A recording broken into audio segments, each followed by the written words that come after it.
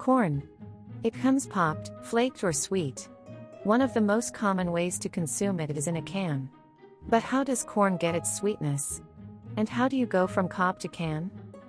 The southwest of France is home to the largest sweet corn processing plantations in the world. A true corn country. From July to mid-October, 8 massive harvesting tractors are run by a team of 50 workers around the clock. Serious piece of kit. There are 3 main characteristics to determine the perfect maturity of a corn cob. Its tenderness, color and sweetness.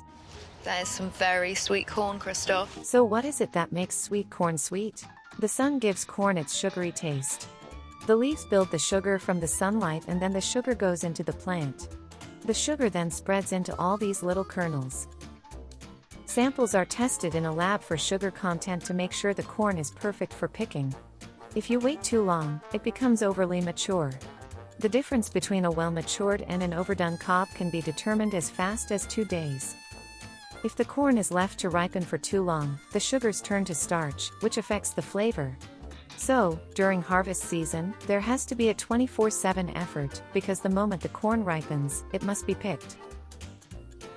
At the factory, and during harvest season, workers can receive up to 2,000 tons of corn cobs a day. Have you ever been to an arcade and you put your money in those coin machines? But you never win. Yeah! We've just won loads of sweet corn. But how hard is it to get the corn off the cob so evenly? First, the corn goes through a machine that removes the leaves and husks. A process the professionals call dehusking. The cob gets taken through a conveyor, where the machine blades strip the kernels evenly. That is a stripped corn on the cob! The round blades open and close, adjusting in size depending on the thickness of the cob.